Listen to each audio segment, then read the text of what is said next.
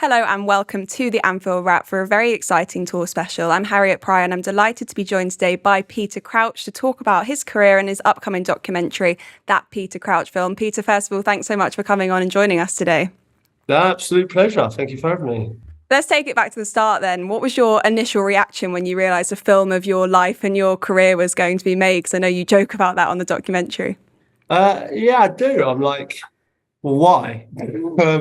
Because I just always assume it's like, Steven Gerrard, Usain Bolt, Alex, people at, the top of the game, I was good and then I was even better. That kind of thing. But then I started thinking about it and it's like, actually, yeah, I suppose it is a reasonably interesting story. I obviously played non-league. I played in Sweden. I didn't know whether I was going to be a footballer, and then obviously I ended up playing for Liverpool, playing for England and World Cups and kind of achieving, beyond my wildest dreams. And then obviously, the stuff I've gone on to now since football really has been pretty mad as well. So it's all a nice story, and it's one that I'm pleased how it's turned out, and hopefully a couple of people go and see it as well.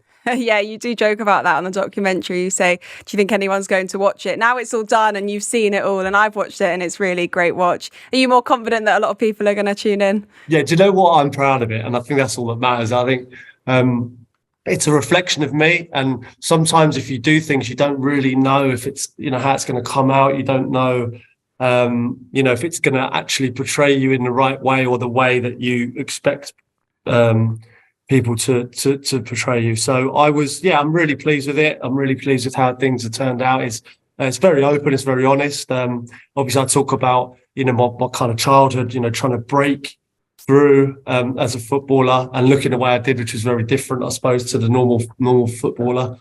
Obviously, signing for certain teams, having to go back down, and then culminating kind of signing for Liverpool just after Istanbul in 2005, and how the fans kind of stuck by me through that difficult spell, and touch on all of that, and I suppose it's a bit of entertainment. It's a bit of a roller coaster.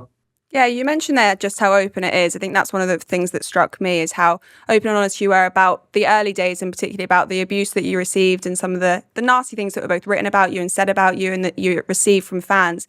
Just how much as a footballer does that impact you off the pitch and also on your performances? Because when you're just finding your feet and finding your career, that must have a big impact. Yeah, huge impact, I think, sort of at a young age. I didn't want this to be a sob story either, I know what football fans are like. I was one of them on the terraces, and, you kind of expect I went in with my eyes open to what I could receive, but it's still hard kind of like from a 15, kind of 19-year-old teenager. It's difficult being a teenager, anyway, when you're thrust into a football world, which is really quite harsh. It amplifies it massively. I had to kind of deal with a bit when I was coming through, just because of the way I looked and stuff, which was tough at times, but I totally accepted it and I don't hold any grudges. And then obviously when you get to a certain level with football, things are amplified, and I went through difficult times, but oh my God, I'd go through them 10 times more to have the career that I've had. Yeah, and a lot of the players now probably can relate to this, especially with social media and basically how everyone is allowed an opinion. And you ask a lot of them and they just say they don't read it, they try and shut it out, they don't engage with anything. But just how difficult is that to really shut everything out that's being said about you? No, I'll tell you now, they're lying, because I used to lie as well. And you'd say, oh yeah, we just block it out, especially now, when I was going through a difficult spell, when I didn't score for Liverpool for 18 games, I just stopped buying newspapers. I didn't watch the telly, and I could half get away with that. But our phones are like basically like our hands now. They're constantly in your hand. It's so hard. It's like sometimes you don't even know why you're on your phone, but you're on it, and it's so hard to not look at, Instagram or Twitter, TikTok, whatever. It's so hard to not look at it. And unfortunately, it's like a direct line from fans to the player. So, it's a lot harder now to deal with, because it's on, I used to go to the terraces, get a bit of stick, or abuse when I was out and about. But, having that 24/7, it's a difficult thing to deal with. Yeah, footballers just like us, wasting time scrolling through TikTok. You said about humour being kind of a way to shield yourself and mask yourself from that. So when you were younger and early on in your career, how did that kind of present itself? Yeah, I suppose that was, what it's like at school. I mean, the school playgrounds like the football terraces. It's like it could be hard at times. But yeah, I was the same because I looked different. I was like sick. I was taller than 3 years above. So I was a target, I suppose, at times. But yeah, the way I used to deal with things of number one, being good at football helped.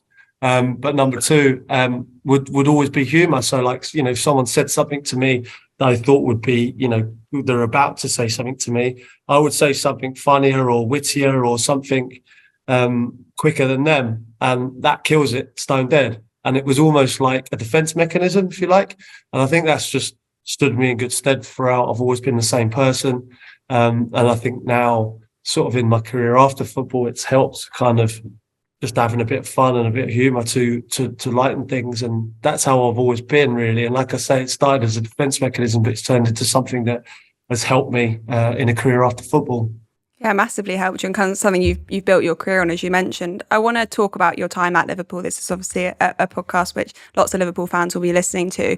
I really liked the relationship between you and Redknapp on the documentary, and how he really supported you when he heard about the move to Liverpool. And just what were your thoughts when you heard that they were interested in that a club of that stature and size wanted you to join them?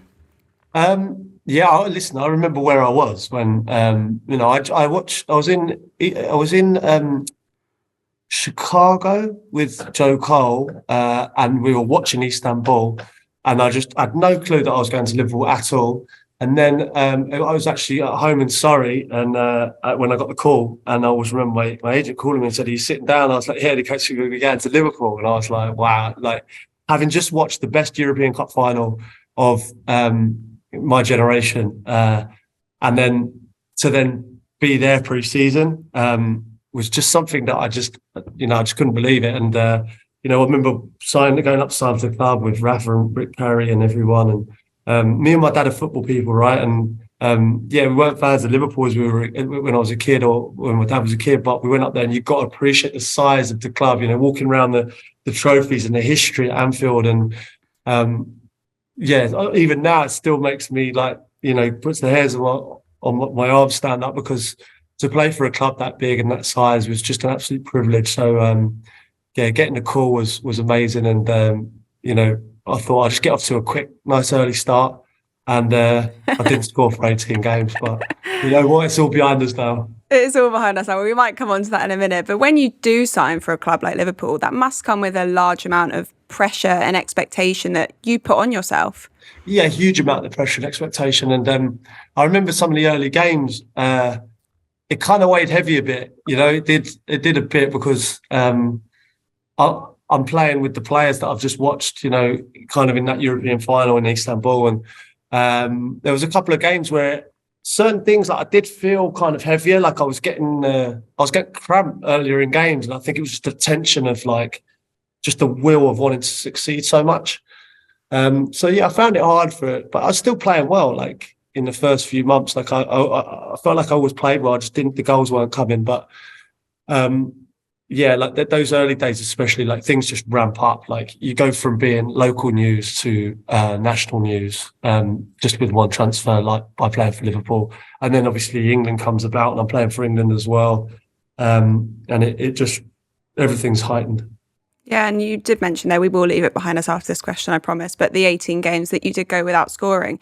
If you look at the current setup and look at someone like Nunes or even Gakpo when he first came in, you mentioned there that you were getting cramp earlier in games. What kind of impact does it have as a striker when you're going through this pressure process and the mental process of waiting to get your first goal, and you feel like the walls are coming in a little bit and the conversations are heightened? So what kind of impact does that really have? Well, I think, I'm so pleased that I managed to come through kind of that period, and many a club wouldn't have allowed me to come through that. That's why I think Liverpool's such a special place, because I don't think any club in the UK and, in England especially, would have accepted a player not scoring for that long. And I see it with Nunes, I see it with Gakpo, as you say, players who, might have a difficult start, but the fans just, would in any other club would have turned, and I think I was so lucky and safe in the position that I was in there, and it felt like I was in a bubble, and it was like everyone else was ridiculing me and ready to attack, and I was with kind of my family, and it was like Liverpool as a city and as a place in general. Really, it was like I felt like I had allies, if you know what I mean, when usually other clubs, it's like, they'll turn on the manager, on the player, and I just never felt that for a second. And that's why players who might have a slow start are in the best place to succeed. And we've seen it so many times, haven't we, over the course of years at Liverpool, where players might have started slowly and then become real club legends. Yeah, you mentioned the fans there. Just how important are they? And also how kind of different are Liverpool fans? Because a lot of Liverpool fans like to think that they do have something special and the atmosphere at Anfield is special. But from a player perspective and as someone who's played at different clubs across the Premier League, just how special is playing at Anfield and are Liverpool fans? Yeah, well, it's become kind of like a cliche, when you say it, but it really does mean something, And I think when you look at like some of the players, like all the players come back, like all the players, like you can't, and it touches you. So how many players have you seen? You got You'll Never Walk Alone on their arm, or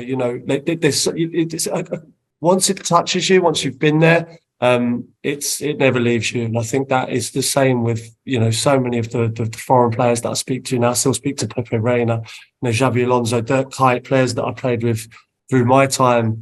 All their kids are Liverpool fans. They're all still Liverpool fans in some way.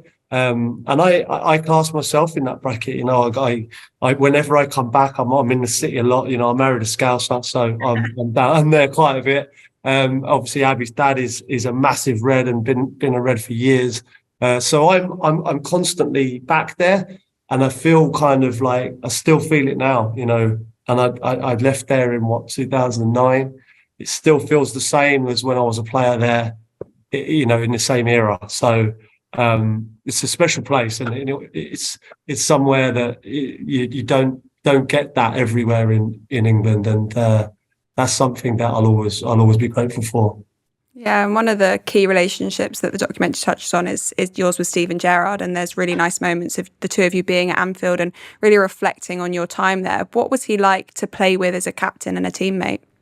Yeah, no, Stevie's the best I've ever played with, bar none. There's been some great, obviously at Tottenham with Luka Modric and Gareth Bale when he burst on the scene, and with England playing with Wayne Rooney, and some fantastic players that I've played with. But Stevie was by far the best player, and I don't even think it was close. I just feel like he had everything. He could play left back and be the best player on the pitch.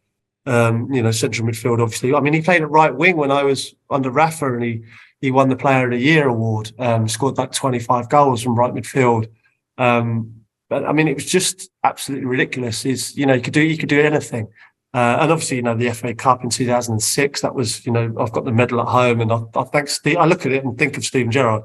And although, we had a good run up to get to the final, Stevie was the man in the big moments that always took it to the next level. But not just him as a player, him as a person. That's the thing. Obviously, with the documentary, we go there and I chat to him on the pitch, and I feel embarrassed that I'm asking Stevie to talk about my career at Anfield, and that was something that was highly embarrassing, because I was thinking about the goals. I was thinking, we're walking around the goal, and I'm thinking he banged one in against Olympiacos here, the cotton through, and I'm talking about me missing a penalty.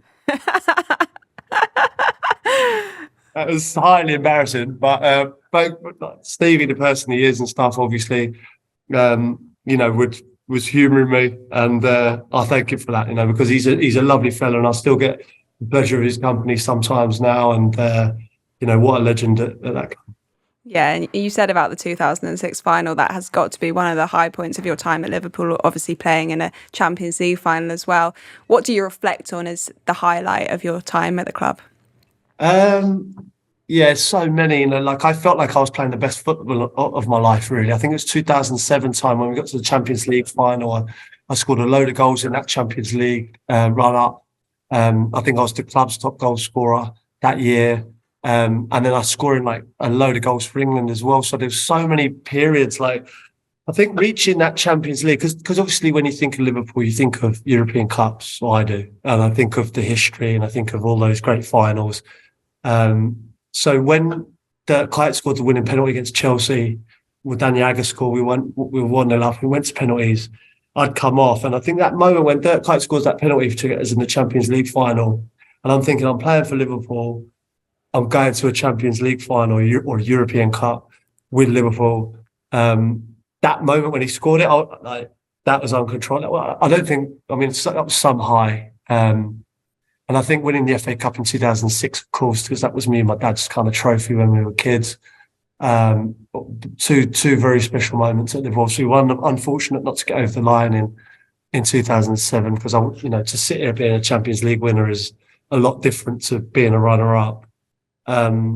So that felt like that. If I could go back to one game, it would be that game in Athens, because that would have changed a lot for me personally. Yeah, 100%. And the manager as well, Rafa Benitez, what was he like to work with? Yeah, I mean, other than dropping me for the final in Athens, I've only got good things to say about him, because he gave me the chance to play for what I see as the best club in the world, and I'm forever grateful for him for giving me that opportunity.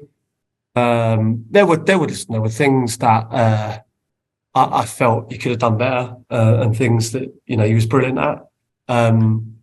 But all in all, I actually saw him not too long ago in London, bizarrely in a restaurant. It was only like 2 tables in there. What, just bumped into him? Like randomly, yeah. There's a restaurant in London, and no, I only went in there because it was quiet, and it was literally a little Italian restaurant, and there was one table upstairs, and it was me and Rafa. It's like the weirdest thing ever.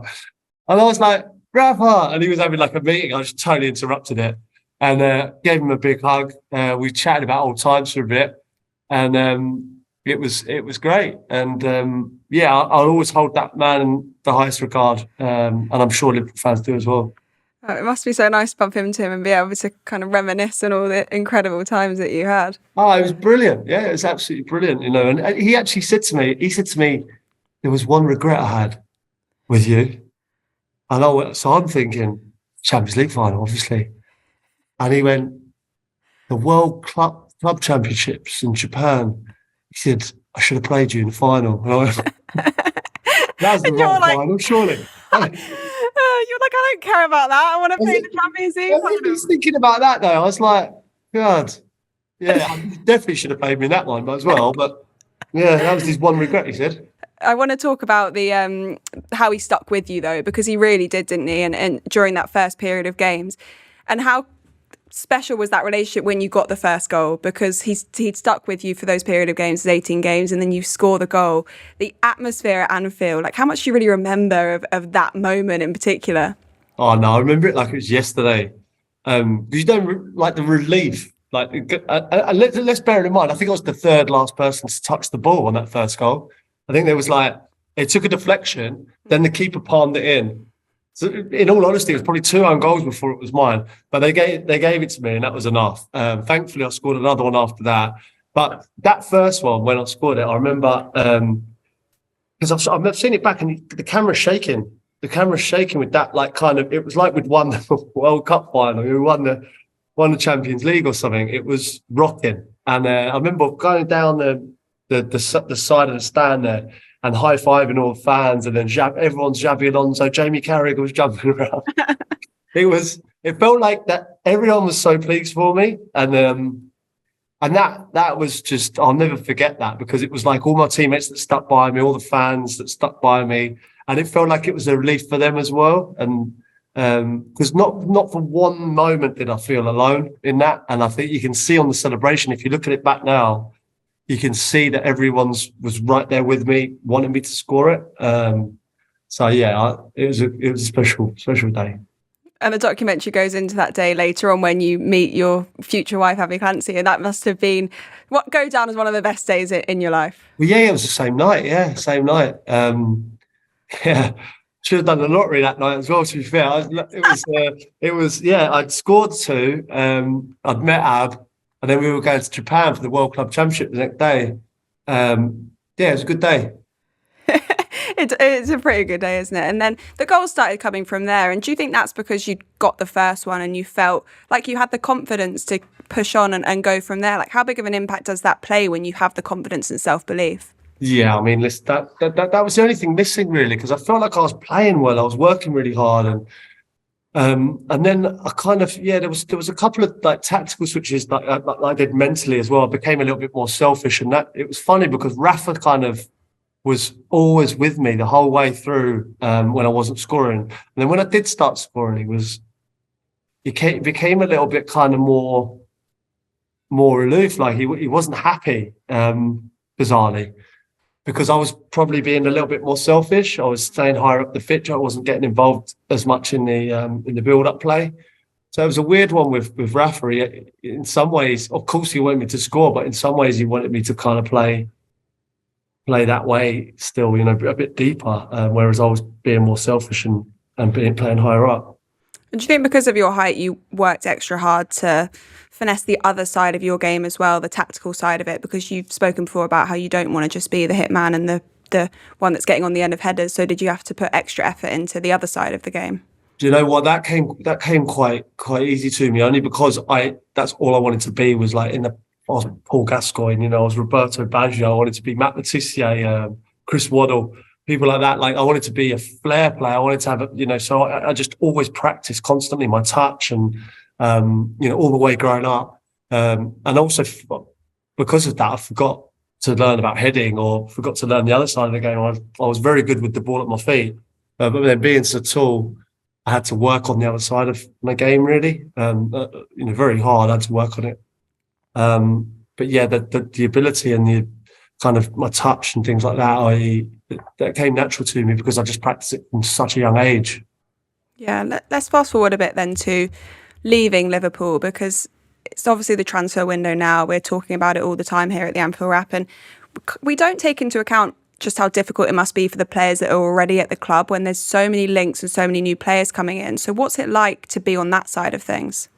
I think when you're at a club like Liverpool, you just always expect it. I spoke to Jamie Carragher. He came on my podcast recently, and when I was chatting to he was like, look, he was at Liverpool his whole career. Every single season, they'd sign another centre half. It's like, right, so I've got to be ahead of it. So it keeps you on your toes. It keeps you at the level that Jamie was at. We're constantly improving every single year to keep other players out of the team. If you're at a club like Liverpool and you're challenging for trophies, that's always going to be the case.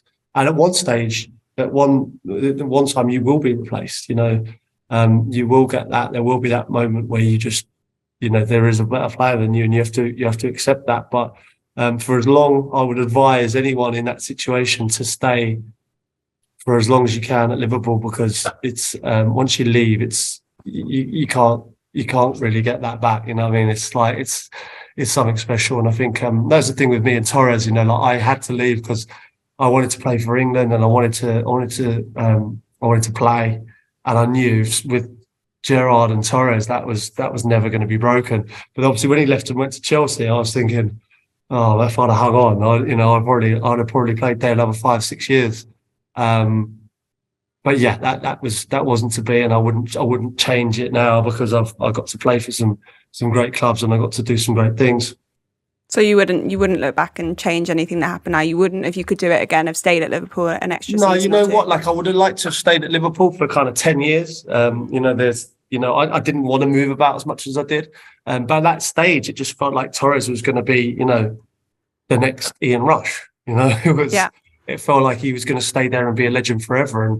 But yeah, just no one saw that move coming. I certainly didn't. And, that was something that, with hindsight, maybe I should have stayed.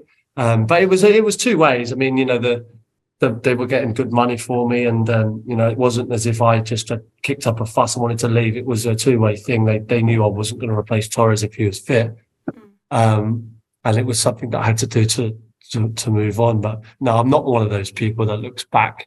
But there were times when I was watching Liverpool on the telly and Torres was gone, thinking I could have stayed there. Yeah, and looking at the transfer window now, are you expecting Liverpool to do a few more signings this summer? I'm sure you keep a keen eye on things. Yeah, of course. I think I think it's pretty obvious. I think Alexis McAllister's a good signing. I like him a lot. I still think there's a need maybe for a couple more. If anything, just to freshen things up, which it needed. I think they had a good end to the season, but let's not dress it up. It was disappointing, really, in the standards that have been set in the last few years. Yeah, and let's just finally touch then on your relationship with the city now. You mentioned it earlier, but what's it like when you come back? What kind of feeling do you get when you come back to Liverpool? And it is obviously more often than a lot of ex-players, I suppose. Yeah, I was back actually on the weekend, or a couple of weekends ago, for the first time in a long time, actually. But I go back and I have a beer with Abby's dad quite a bit. And I go back for various bits and pieces. Got friends in the city still, so I have to say, whenever I go back, it's just always good. I love the people, and I love the reaction I get when I'm back there. And it's amazing how many people remember sort of my era. They just don't forget. And I think that's what is so special about Liverpool fans, is like, that history and that kind of, if you've been a player there, you're never forgotten. And that's something that I'll always cherish when I go back, because thankfully it's always positive. You're not sold on lolly ice, though. I'm not. I've moved here as well, and I'm like, what is a lolly ice? Lolly ice is just not. There's a load of them, like Antwaki, lolly ice. There's millions of them. Most of them I really enjoy, but lolly ice I'm not on board with. It's an iced lolly. It's an ice lolly. Are your kids saying lolly ice? Yeah, they are. They do. Yeah, until they get to a certain age, at 5, 6, and obviously we live down south now. They tried to say that, and I was like, that's the one Scouse term that I can't get on board with. But the rest of them I'm a big fan of, but it's never been a lolly.